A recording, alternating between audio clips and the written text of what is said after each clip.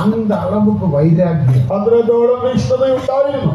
ஆனால் கொஞ்சம் ஆசீர்வாதம் வந்த பிறகு അല്പം നന്മയൊക്കെ വന്നു കഴിഞ്ഞപ്പോൾ அந்த இச்சையானது உனக்குள்ள வந்து கர்ப்பம் தரித்த பாவத்தை பிரசவித்த போது, ആ മോഹം നിന്റെ ഉള്ളിൽ വന്ന് ഗർഭം ധരിച്ച് പാപത്തെ പ്രസവിച്ചപ്പോൾ, பாவம் பூர்ணப்பட்ட போது, പാപം ഒഴുത്തപ്പോൾ மரணத்தை பிரசவி, മരണത്തെ തുറന്നു, பின்மாற்றம் வந்தது. പിന്മാറ്റം വരുന്നു. இனி யாரை பார்த்தாலும் அவன் சரியில்லை, இவன் சரியில்லை, இந்த பாட்டு சரியில்லை, பிரசனம் சரியில்லை, 12 மணிக்கு கூட்டத்தை நிப்பாட்ட மாட்டாங்க, இழுத்து கொண்டு போறாங்க, என்னெல்லாம் பிரச்சனை. പിന്നെ ആരും ശരിയല്ല എന്ന് പറയുന്നു, പാട്ടൊക്കെ പ്രസംഗമൊക്കെ വലിച്ചു നീട്ടിക്കൊണ്ട് പോകുന്നു, സമയത്ത് മീറ്റിംഗ് നിർത്തുകയില്ല. പ്രസംഗം എല്ലാം കറക്റ്റ് ടൈമിന് നിപ്പാട്ടണം. ഇമാനുവേൽ പ്രസംഗം എല്ലാം കറക്റ്റ് 12 നിപ്പാട്ടണം. പ്രസംഗമൊക്കെ 12 നിർത്തണം. ഞാനിപ്പോ 12 നിപ്പാട്ടും.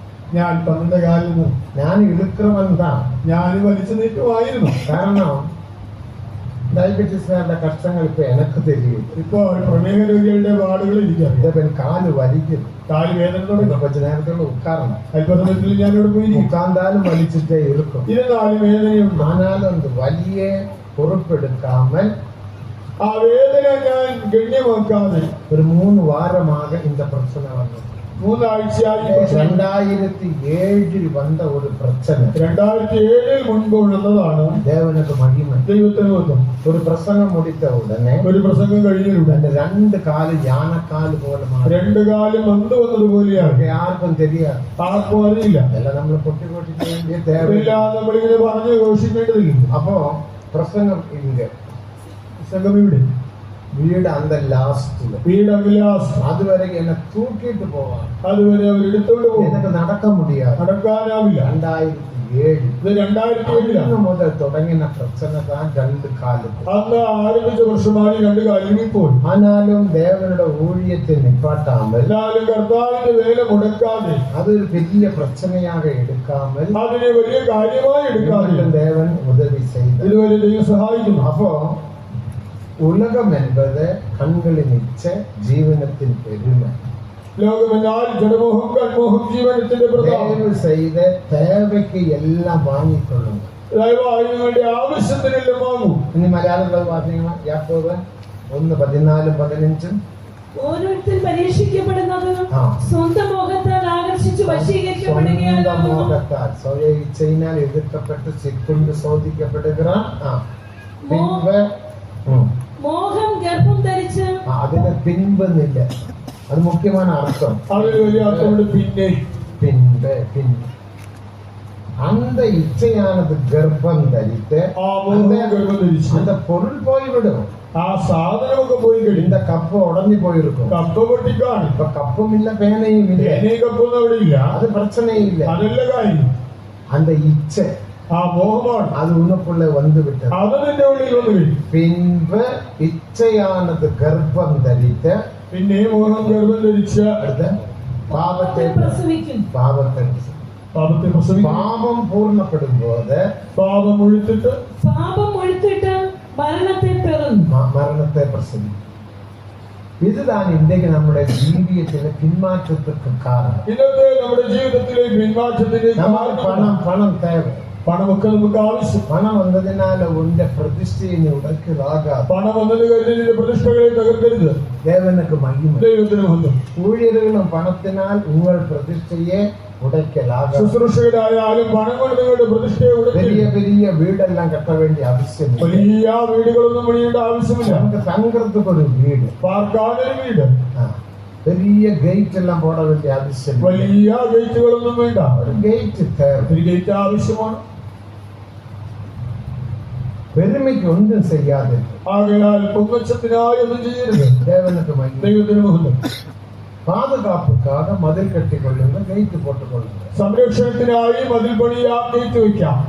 ഇതെല്ലാം ഉലകം, ഇതെല്ലാം ലൗകികം. அந்த உலகம் உனக்குள்ள வந்தால், ആ ലോകത്തിന്റെ ഉള്ളിൽ വന്നാൽ அந்த പാപം ഉനക്കുള്ള പ്രവേശിക്കും. ആ പാപത്തിന്റെ ഉള്ളിൽ വരും. അത് ഇച്ഛയാണ്, മോഹം ഉള്ള പ്രവേശിച്ച് അതകത്ത് വന്നിട്ട് അത് വളർന്ന് ഗർഭം ധരിക്കുന്നത് പോലെ, ആ ഗർഭം ധരിക്കുന്നത് പോലെ 1-2 മാസത്തിൽ ആർക്കും ഒന്നും தெரியாது. ആദ്യത്തെ 2 മാസങ്ങളൊന്നും ആരും അറിയണമെന്നില്ല. അത് ചെറുതായിട്ട് വളരും. ആ ഭ്രൂണം ചെറുതായി വളരും. ദേവനുക്ക് മഹിമ. ദൈവത്തിന് മഹത്വം. പിറകുതാൻ അത് വളർന്ന് വളർന്ന് വളർന്ന് അവർക്ക് தெரியும். പിന്നീട് വളരുമ്പോഴാണ് മറ്റുള്ളവർ കാണുന്നത്. പേന വാങ്ങിയതിനാൽ ഒന്നും പ്രശ്നമില്ല. പേന വാങ്ങിയത് കൊണ്ടില്ല പ്രശ്നം. ആന നീ ആശയ്ക്ക് വാങ്ങിനാൽ ഇതിനകത്തുള്ള പിന്മാറ്റത്തെ ഉണ്ടാകും. മോഹത്താൽ വാങ്ങിയാൽ അതിനാൽ ഇതിൽ പിന്മാറ്റം വരും. ദേവനുക്ക് മഹിമ. ദൈവത്തിന് മഹത്വം. നീ എന്തും വാങ്ങலாம். എന്തെങ്കിലും വാങ്ങാം. മൊബൈൽ വാങ്ങണം. മൊബൈൽ വാങ്ങാൻ ഞാനൊരു പെரிய മൊബൈലിൽ தான் வச்சிருக்கேன். എന്റെ കയ്യിൽ വലിയ മൊബൈലാണുള്ളത്. ஆனா இதுல நான் சினிமா படம் ஒன்று பாக்குறது എന്ന് വെച്ചാൽ ഞാനിതിൽ സിനിമ കാണാറില്ല. ஒன்று பாக்குறது മറ്റു കാര്യങ്ങളൊന്നും കാണില്ല. നമ്മുടെ എല്ലാ ഉപദേശ പുസ്തകങ്ങളും നമ്മുടെ എല്ലാ ഉപദേശ പുസ്തകങ്ങളും ഇതിനകത്തുണ്ട്. സ്കൂളിന്റെ മുഴുവൻ സിലബസും സൺഡേ സ്കൂൾ സിലബസ് വാക്യങ്ങളെല്ലാം ഉണ്ട്. നമ്മുടെ എല്ലാവിധമായ ചാർട്ടുകൾ ഇതിനകത്ത്, നമ്മുടെ ചാർട്ടുകളെല്ലാം ഇതിലുണ്ട്. ஊழியத்துக்காக இந்த ஒரு മൊബൈൽ വാങ്ങിയതല്ല, ആരെ കൊടുത്തതല്ല, ആരോ തന്നതാണ്. ശുശ്രൂഷയുടെ സഹായത്തിനായിട്ട് ഉപയോഗിക്കുന്നു. അപ്പൊ എനിക്കിത് വലിയ ഉദവി. അപ്പോൾ എനിക്കിതൊരു വലിയ സഹായമാണ്. ദേവനക്ക് ദൈവത്തിന് മഹത്വം. ഇതിൽ പരലോകത്തുള്ള GPS ഉണ്ട്. ആ സ്വർഗത്തിലേക്കുള്ള GPS പോലും ഇതിനകത്തുണ്ട്. പക്ഷേ AC തോമസിനോട് ചാർട്ട് ACMSന്റെ ചാർട്ട് GPS. ഞാൻ ട്രെയിനിൽ പോകുമ്പോൾ വേണം വിചാരിച്ചത് അപ്പടിക്ക് പാത്തിട്ടേ இருக்கும். ഞാൻ അതിൽ നോക്കിക്കൊണ്ടിരിക്കും. പക്കത്തിലെ ഒരു മനുഷ്യൻ, അടുത്തുള്ള മനുഷ്യൻ, അതുപോലെ ക്രിസ്തവങ്ങളായിരിക്കും, ചിലപ്പോൾ ക്രിസ്ത്യാനികളായിരിക്കും. അവനും பார்ப்பான். என்ன பாஸ்டர் ரொம்ப வர என்ன மறைச்சிருக்கு. പാസ്റ്റർ എന്താണ് ഇങ്ങനെ വരയും കൂടിയുണ്ട്. അപ്പൊ അതിലെല്ലാ ഉപദേശങ്ങളും വസനങ്ങളും ഉണ്ട് அந்த ചാർട്ടില്. ആ ചാർട്ടിൽ എല്ലാ ഉപദേശങ്ങളും വാക്യങ്ങളും ഉണ്ട്. അപ്പൊ ഞാൻ ചൊല്ലി കൊടുക്കും. ഞാൻ പറഞ്ഞു കൊടുക്കും. പുതിയ ഭൂമിക്ക് യാര് പോകും, പുതിയ വാനத்துக்கு യാര് പോകും, പുതിയ യെരുശലേമുக்கு യാര് പോകും, സിയോനുக்கு യാര് പോകും എന്നല്ല. ഇതിൽ அந்த GPS റൂട്ട് ഉണ്ട്. ആ GPS റൂട്ട് ഉണ്ട്. പുതിയ ഭൂമി, പുതിയ ആകാശം, പുതിയ യെരുശലേം, സിയോനിലേക്കുള്ള എല്ലാ റൂട്ടുകളും. കിട്ട 2 മണി നേരം പേസും. ഏറെക്കുറെ 2 മണിക്കൂർ സംസാരിക്കും. മുഴുവൻ ഉപദേശം, എല്ലാ ഉപദേശത്തിന്റെ വസനങ്ങളും അതിലുണ്ട്. ആ അതിനുള്ളതായ ആധാരമായ വാക്യങ്ങളുണ്ട്. ദേവനുക്ക് മഹിമ. ദൈവത്തിന് മഹത്വം. അഞ്ച് ആൾ പാത്രമൊക്കെ സന്തോഷപ്പെടുക. കാണുമ്പോൾ ആ വ്യക്തിക്ക് സന്തോഷം വരും. പക്ഷെ ഇത് എന്റെ മൊബൈലിൽ കൊണ്ട് പോടട്ടുമാണ് കേട്ടോ. പാസ്റ്റർ എന്റെ മൊബൈലൊന്ന് ഞാൻ സെറ്റ് ചെയ്തോട്ടെ. നിങ്ങൾക്ക് പോട തെരിയുമോ? എനിക്കറിയാമോ? പോട തിരിഞ്ഞ കൊടുക്ക. അറിയുമെങ്കിൽ ചെയ്തു. അല്ല, എന്റെ മൊബൈലിൽ കൊടുക്കപ്പെട്ടു. എന്റെ മൊബൈൽ ചെയ്ത, അതായത് പടമില്ലാമ പോകപ്പെട്ടു. അവൻ തിരിഞ്ഞവൻ, അവൻ എടുക്കും. അറിയാവുന്നവരാണെങ്കിൽ അത് ഷെയർ ചെയ്യും. എത്ര 1000 പേർ இந்த മൊബൈലിൽ ഇருந்து அந்த ചാർട്ട് വാങ്ങിപ്പോയി. എത്ര 1000 പേർ ഈ മൊബൈലിൽ അവർ ഷെയർ ചെയ്ത് കൊണ്ടുപോയിട്ടുണ്ട്. അവരുടെ സഭയിലെ വലിയ ചാർട്ട്, നമ്മൾ ചൊല്ലും വലിയൊരു ചാർട്ട് വരച്ച് നമ്മുടെ സഭയിൽ പോട വേണ്ടി. നിങ്ങളുടെ സഭയിൽ ഒരു ചാർട്ട് വരച്ചിടണം. അത് നീ പ്രസംഗം വന്നത് പ്രസംഗിക്കണം. മനുഷ്യപ്പെടുന്നു. അപ്പോൾ ഒരു എഴുപ്പതിൽ ഉണ്ടാകും. അപ്പോൾ ഒരു ഉണർവുണ്ടാകും. അതൊക്കെ തന്നെ എന്റെ വലിയ മൊബൈൽ വെച്ചിട്ടുണ്ട്. ഞാൻ ഈ മൊബൈൽ ഉപയോഗിക്കുന്നത് അതിനു വേണ്ടിയാണ്. ഇതിനകത്തൊന്നും ഞാൻ സിനിമാ പടം പോക്കരുതില്ല. ഞാനിതിനകത്ത് സിനിമയൊന്നും കാണുന്നില്ല. ദേവനുക്ക് ദൈവത്തിന് മഹത്വം. ഈ മൊബൈൽ എനക്ക് ഊഴിയത്തിന് തേവ, എന്റെ ശുശ്രൂഷയ്ക്ക് ആവശ്യമായിരിക്കുന്നു. അപ്പോ ആശയ്ക്ക് നിങ്ങൾ ഒന്നും ചെയ്യാതില്ല. നിങ്ങളുടെ മോഹത്തിനായി അത് ജയജീവിതത്തിന് വിരോധமான കാര്യം. അത് ജയജീവിതത്തിന് വിഘാതമായ കാര്യം. ഉലകം എന്നത് കണ്ണുകളിൽ ഇച്ഛ, പെരുമ, മാംസത്തിന് ഇച്ഛ, ജഡമോഹം, കൺമോഹം, ഇച്ഛകൾ നമുക്കുള്ള വരുന്നതിനാലെത്താൻ ഇത്യാദി മോഹങ്ങൾ നമ്മിൽ വരുന്നത് കൊണ്ടാണ് നിന്റെ വീട്ടിലെ ഉലക്കും എന്റെ മനവിക്കും സണ്ട. വീട്ടിൽ ഭാര്യയും ഭർത്താവും തമ്മിൽ വഴക്ക്. മനവിക്കും പുരുഷർക്കും സണ്ടയുണ്ട്. ഭർത്താവ് ഭാര്യ തമ്മിൽ വഴക്കാണോ? ചില വീട്ടിൽ സണ്ടയില്ല, ചില വീട്ടിൽ വഴക്കില്ല. അങ്ങനെ ചില വീട്ടിൽ 24 മണി നേരവും സണ്ട. ചില വീട്ടിലോ 24 മണിക്കൂറും വഴക്കാണ്. ഒരു വിസിറ്റിങ്ങിന് പോകണം. ഒരിക്കൽ വിസിറ്റിങ്ങിന് പോയി ഗേറ്റ് തുറന്ന് ഉള്ള പോണോടെ ഒരു പാത്രം പറന്ന് എന്റെ കാലിൽ വന്നു. ഒരു പാത്രം പറന്നു എന്റെ കാൽക്കല്ലേ. ആ പയ്യൻ ഓടി വന്ന അവിടെയുള്ള പയ്യനോട് എന്റെ അമ്മാവുക്കും അപ്പാവുക്കും സണ്ട. എന്റെ അപ്പനും അമ്മയും വഴക്കാണെന്ന് അവിടുത്തെ കൊച്ചു. എന്റെ അപ്പാதான் പാത്രത്തെ വീശിന. അപ്പനാണ് പാത്രം എടുത്തെറിഞ്ഞത്. നിങ്ങളെ പാത്ത് വീശലില്ല പാസ്റ്ററെ എറിഞ്ഞല്ല അപ്പച്ച, അമ്മയെ വീശിനത്. അത് അമ്മയുടെ നേരെ എറിഞ്ഞതാ. അത് സോമരി തട്ടി എങ്കിട്ട വന്നത്. ആ വീട്ടിൽ തട്ടി എന്റെ അടുക്കൽ വന്നതാണ്. എത്ര വീട്ടിൽ പാത്രം പറക്കുന്നത്? പാത്രങ്ങൾ പറക്കുന്ന വീടുകൾ എത്രയുണ്ട്? പാത്രം പറക്കുന്നതിലൊരു സ്റ്റഡി ഉണ്ട്. പാത്രം പറക്കുക എന്നൊരു സ്ഥിതിയുണ്ട്. அதுதான் சக்கரியா 5ஆம் அதிகாரம். സക്കറിയാവ് 5-ാം അധ്യായം. அது வீடுகளில் போய் படிச்சவங்க വീട്ടിൽ വായിക്കും. தேவனுக்கு மகிமை. ദൈവത്തിന് നോക്കും. பாத்திரம் பறக்கும், ആ പറക്കുന്ന பறக்கும் கர்த்தர். പറക്കുന്നൊരു தேவனுக்கு மகிமை. ദൈവത്തിന് നോക്കും. எத்தனை வீட்டில் பறக்கும்? എത്ര വീട്ടിൽ പറഞ്ഞു. ஒரு முறை இன்னொரு முறை விசிட்டிங் போனேன். മറ്റൊരിക്കലും വിസിറ്റിങ്ങിന് പോയി. அங்க ஒரு சுற்றி பையன் இருக்கும். ഒരു കുരുത്തം കെട്ട പയ്യനുണ്ടായിരുന്നു. கொடுத்துருக்கானா நல்லவன் பையன். அவன் ஓடி வந்தான். അവൻ ഓടി വന്നു. இந்த கையை கயிறு பிடிச்சு ചില കയ്യിൽ കയറി പിടിച്ചു. "பாஸ்டர், வாங்க." പാസ്റ്റർ என்னடா விஷயம்? എന്താണ് കാര്യം? நீங்க வாங்க. വാപ്പച്ച சுவர் 10. ആ ഭിത്തി കാണിച്ചു. இதை எங்க அப்பா செய்ததுதான். என்ன சாம்பார் எடுத்து வீசியா, தோசைக்கு கூட சாப்பிட வேண்டிய சாம்பார இப்போது சுவரில்லை. ദോശയിൽ ഒഴിക്കേണ്ട സാമ്പാർ ഭിത്തിയിൽ ഒഴിച്ചു. அதை நான் அடிக்கடி சொல்வது, தயவு செய்து பிள்ளைகளை முன்னால சண்டை போடாதீங்க. ഞാൻ അതുകൊണ്ടാ പറഞ്ഞു, ദയവായി മക്കളുടെ മുമ്പിൽ വഴക്കെടുത്തു. அவங்க அதை மனதிலே பதிச்சு. അവരുടെ മനസ്സിലത് പതിയും. அப்ப நானும் அப்பாவானால் ഞാനും ഒരു അപ്പനായാൽ சாம்பார் எடுத்து வீசணும். ഞാനും സാമ്പാർ എടുത്ത്. ഞാനൊരു അമ്മാവാനാൽ ഞാനൊരു അമ്മയായാൽ அப்பாவோடு எதிர்த்து பேசணும். അപ്പനോട് വഴക്കണം. அது அவள் படிச்சு வச்சிருக்கிறதான காரியம். അതാണ് മകൾ പഠിച്ചു വെക്കുന്നത്. தேவனுக்கு மகிமை. ദൈവത്തിന് മഹത്വം. எத்தனை வீட்டில் എത്ര വീട്ടിൽ இந்த மாம்சத்தின் இச்சைகளும் ജഡമോഹങ്ങളുണ്ട്. இது நீங்கள் சாதாரண விஷயமாக எடுக்காதீர்கள். നിങ്ങൾ ഒരു നിസ്സാര കാര്യമായി എടുക്കരുത്. புருஷர்கள் தான் சபைக்கு அல்லது வீட்டுக்கு தலை. ഭർത്താവാണ് ആ വീട്ടിലെ തല. ஆனால் விதமான கிரியைகள் செய்தால், ഞാൻ ഇങ്ങനെയുള്ള പ്രവൃത്തികൾ ചെയ്താൽ உங்களுக்கு ஜெயஜீவியம் இல்லை. നിങ്ങൾക്ക് ജയജീവിതമില്ല. இதையெல்லாம் நாம் ஜெயிக்க வேண்டும். ആകയാൽ നാം ഇവയെല്ലാം ജയിക്കണം. வீட்டில் சில குறைகள் வரக்கூடும். വീട്ടിൽ ചില കുറവുകൾ വന്നേക്കാം. பணக்குறை வரலாம், പണത്തിന്റെ ദൗർലഭ്യം വരാം, ചിലപ്പോൾ സാപ്പാടിന് കുறை வரலாம், ആഹാര ലഭ്യത കുറയാം, ചിലപ്പോൾ ഉപ്പ് പോട മാട്ടാங்க, ചിലപ്പോൾ കറിയിൽ ഉപ്പ് കുറഞ്ഞേക്കും. ഞങ്ങളുടെ സിസ്റ്റം പോട മാട്ടാங்க. നിങ്ങളുടെ വരികയില്ല. ഞങ്ങളുടെ വേറെ വരില്ല. രണ്ട് നിറയെ പാത്രങ്ങൾ വരും. ഒന്നും இருக்காது. ചിലപ്പോൾ തുറന്നാലൊന്നും കാണുകയില്ല. அப்படியும் இருக்கு. അങ്ങനെ இருக்கிறத வச்சு சாப்பிட்டு முடிச்சு ഉള്ളത് വെച്ച് കഴിയാം. மாஸ்டர் மறந்து விட்டுட்டு. മാസ്റ്റർ മറന്നുപോയതാണ്. அது எனக்கும் தெரியும், நீ மறந்து. ഈ മറന്നത് എനിക്ക് അറിയാം. அது தேவ சித்தம். അതായിരുന്നു ദൈവ ഇഷ്ടം. இப்படிப்பட்ட சில குறைகள் எங்கும் வரல. ഇതുപോലെയുള്ളതായ ചില കുറവുകളൊക്കെ എല്ലായിടത്തും വരും. அதுக்கு சண்டை போடணும்ன்ற அர்த்தம் இல்லை. പക്ഷെ അതിനുവേണ്ടി വഴക്കിടണമെന്നില്ലല്ലോ. சோதனையை சகிக்கிறவன் பாக்கியவான். പരീക്ഷ സഹിക്കുന്നവൻ ഭാഗ്യവാൻ. அவன் உத்தமன் என்று விளங்கின பின் അവൻ കൊള്ളാകുന്നവനെന്ന് തെളിഞ്ഞ ശേഷം அவனுக்கு ஜீவ கிரீடத்தை தருவான். ദൈവം വാഗ്ദത്തം ചെയ്തു ജീവകിരീടം പ്രാപിക്കും. அந்த ஜீவ கிரீடம் பெற வேண்டுமானால் ആ ജീവകിരീടം പ്രാപിക്കണമെങ്കിൽ இப்படிப்பட்ட சோதனைகளை நாம் ஜெயிக்க வேண்டும். ഇത്യാദി പരീക്ഷകളെ ജയിച്ചേ മതിയാകും. அப்போ இச்சைக்கு நீ இடம் கொடுத்து ஜீவித்தால், മോഹത്തിന് അധീനനായി ജീവിച്ചാൽ, யாக்கோபு 4ஆம் அதிகாரம் முதல் 2 வசனத்தின்படி യാക്കോബിൽ 4-ാം അധ്യായത്തിലെ 1-2 വാക്യങ്ങൾ உங்களுக்குள்ள யுத்தங்களும் சண்டைகளும் வருகிறது எதினால? നിങ്ങളിൽ ശണ്ഠയും കലഹവും എവിടെ നിന്ന്? நீங்க பெந்தகோஸ்துக்காரா? നിങ്ങൾ ബന്ധുക്കോസ്തുകാരല്ലേ? அதுவும் ஜிபிஎன்கார். അതും ടിപിഎക്കാരില്ലേ? உங்களுக்குள்ள சண்டைகளும் யுத்தங்களும் வருகிறது எதினால? പിന്നെ നിങ്ങൾ ഈ ശണ്ഠയും കലഹവും എവിടെ നിന്ന് വരുന്നു? தேவனுக்கு மகிமை. ദൈവത്തിന് മഹത്വം. உங்கள் அவயவங்களில் போர் செய்கிற இச்சைகளினால் அல்லவா? നിങ്ങളുടെ അവയവങ്ങളിൽ പോരാടുന്ന ഭോഗേച്ഛകളിൽ നിന്നല്ലയോ? உங்களுக்குள்ளே யுத்தங்களும் சண்டைகளும் எதினாலே வருகிறது? உங்கள் அவயவங்களில் போர் செய்கிற இச்சைகளினாலே அல்லவா? நீங்கள் இச்சித்தும் உங்களுக்கு கிடைக்கவில்லை.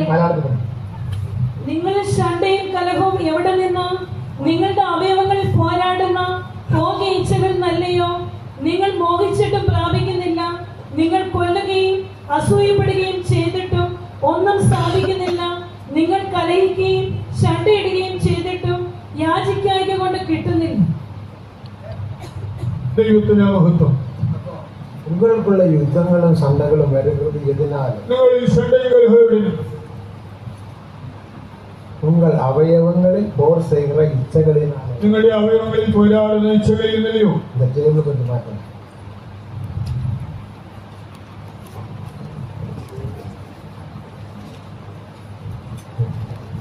உங்கள் அவயவங்களில் போர் செய்கிற இச்சைகளினால. നിങ്ങളുടെ അവയവങ്ങളിൽ പോരാടുന്ന ഭോഗേച്ഛകളിൽ നിന്നല്ലയോ? தேவனுக்கு மகிமை. ദൈവത്തിന് മഹത്വം.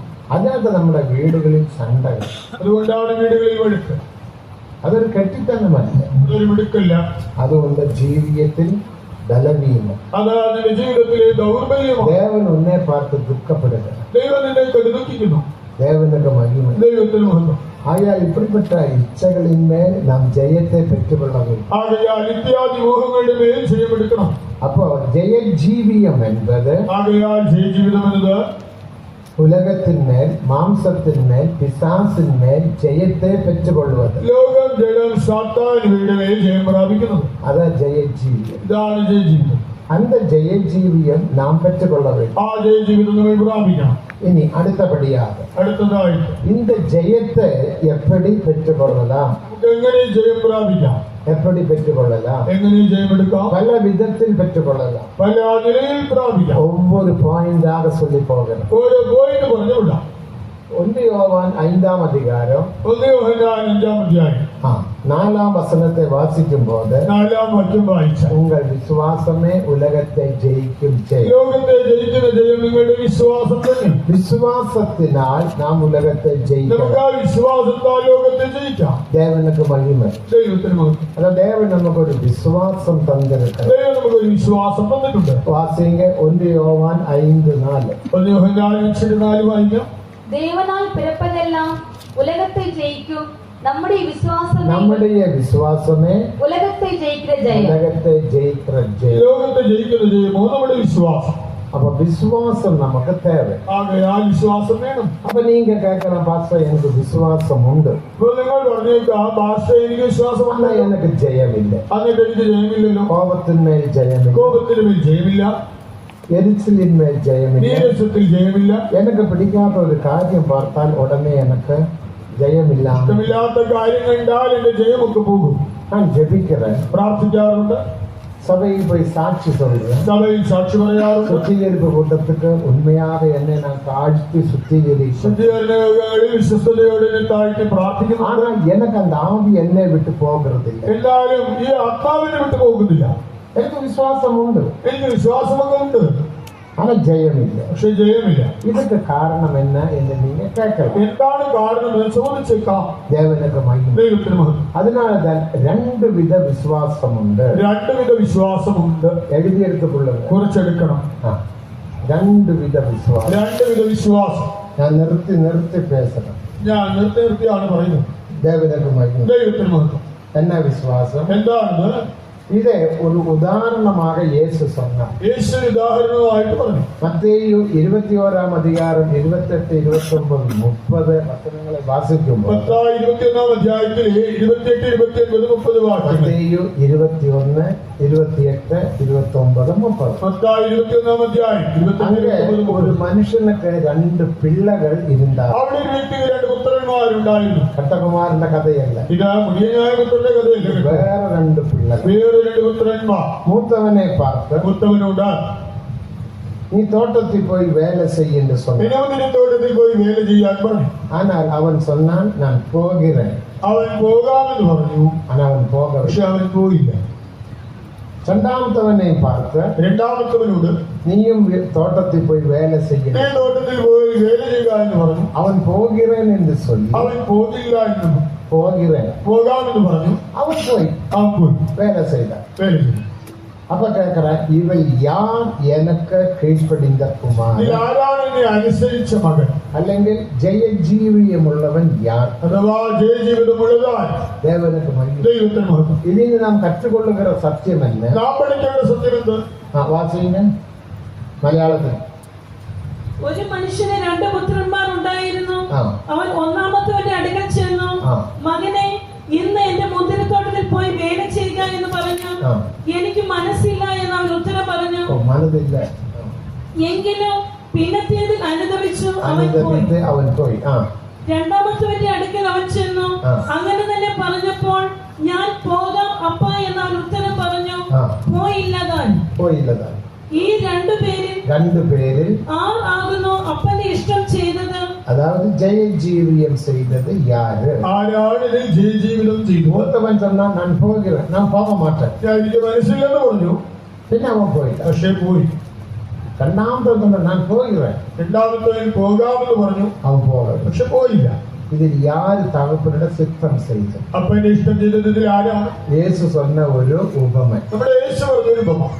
ഇത് ഏതെ വെളിപ്പെടുത്തുന്നത്? ഇതെന്തിനെ കാണിക്കുന്നു? ഇത് രണ്ടുവിധ വിശ്വാസത്തെ വെളിപ്പെടുത്തുന്നത്. രണ്ടുവിധ വിശ്വാസത്തെ കാണിക്കുന്നു. ഒന്ന് നമ്മുടെ മനതിലെ വിശ്വാസം, നമ്മുടെ മനസ്സിലെ വിശ്വാസം, ദേവനുക്ക് മഹിമ. ദൈവത്തിന് മഹത്വം. രണ്ടാമത് ഹൃദയത്തിലെ വിശ്വാസം, രണ്ടാമത് ഹൃദയത്തിലെ വിശ്വാസം, ദേവനുക്ക് മഹിമ. ദൈവത്തിന് മഹത്വം.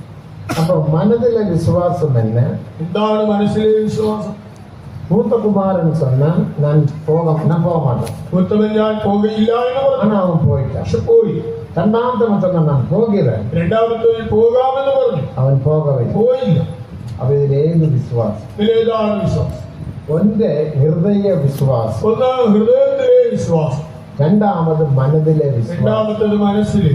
ഹൃദയ വിശ്വാസം എന്നത് ഹൃദയ വിശ്വാസം, ഞാൻ ചെയ്യുവേൻ എന്ന് ഒത്തുകൊള്ളുകിற വിശ്വാസം, ഞാനിത് ചെയ്യുമെന്ന് അംഗീകരിക്കുന്നതായ വിശ്വാസം, ദേവനുക്ക് മഹിമ. ദൈവത്തിന് മഹത്വം. അപ്പടിപ്പെട്ടവൻ രക്ഷിക്കപ്പെടുവാൻ എന്റെ വേദത്തിൽ വാസിக்கிறோம். അങ്ങനെയുള്ളവർ രക്ഷിക്കപ്പെടുന്നത് ബൈബിളിൽ വായിക്കുന്നു. ദേവനുക്ക് മഹിമ. ദൈവത്തിന് മഹത്വം. ஆனால் ഹൃദയ വിശ്വാസം மட்டும் போதாது. ഞാൻ ഹൃദയത്തിലെ വിശ്വാസം പോയാ മൂത്ത കുമാരൻ ചെയ്തതുപോലെ നീ ചെയ്യ വേണ്ടും. മൂത്തവൻ ചെയ്തതുപോലെ നീ ചെയ്യണം. അതാ മനതിലെ വിശ്വാസം. അതാണ് മനസ്സിലെ വിശ്വാസം. മനതിലെ വിശ്വാസം എന്നത് മനസ്സിലെ വിശ്വാസം എന്നത് அந்த விஷயத்தை ஒத்துக்கொண்டு അത് അംഗീകരിച്ച് അതിൻപടി செய்வதுதான் മനതിലെ വിശ്വാസം. അതിൻ പ്രകാരം പ്രവർത്തിക്കുന്നതാണ് മനസ്സിലെ വിശ്വാസം. നമ്മുടെ സുറ്റീബിൾ കൂട്ടങ്ങളിൽ നാം ശുദ്ധീകരണ യോഗങ്ങളിൽ ഞാൻ കോപിച്ചു വേദത്തെ വാസിക്കുന്നു, ബൈബിൾ വായിക്കാറില്ല, ഒഴുങ്കാക കൂട്ടങ്ങൾക്ക് വരുന്നില്ല, മീറ്റിങ്ങിന് ക്രമമായി വരുന്നില്ല. പലവിധமான ഒളിമ്പീനങ്ങൾ നെഗറ്റീവാன കാര്യങ്ങൾ അനേകം നാം ചൊല്ലിവിടും. തെറ്റായ കാര്യങ്ങൾ, ക്രമക്കേടായ കാര്യങ്ങളൊക്കെ നമ്മൾ ഏറ്റു പറയും. ആണാ ഞാൻ ചെയ്യുവേൻ, ഞാനിത് ചെയ്യാം. ദേവന് ഇത് ഏത് വിശ്വാസം? ഇതേതാണ്? ഇത് ഹൃദയ വിശ്വാസം. ഹൃദയത്തിലെ വിശ്വാസം. നീ ഒത്തുകൊള്ളുവത്, നീ അത് സമ്മതിക്കണം. ഹൃദയ വിശ്വാസം എന്നത് ഒത്തുകൊള്ളുവത്. ഹൃദയ വിശ്വാസം എന്നാണ് സമ്മതിക്കണം. ഞാൻ ചെയ്യുறேன், ഞാൻ ചെയ്യാം, ആനാ ചെയ്യறதிല്ല, ചെയ്യാറില്ല. இன்னைக்கு நீங்க எத்தனையோ பேரை சுத்திகரிப்பு கூட்டங்களில் எத்தனையோ நெகட்டிவ்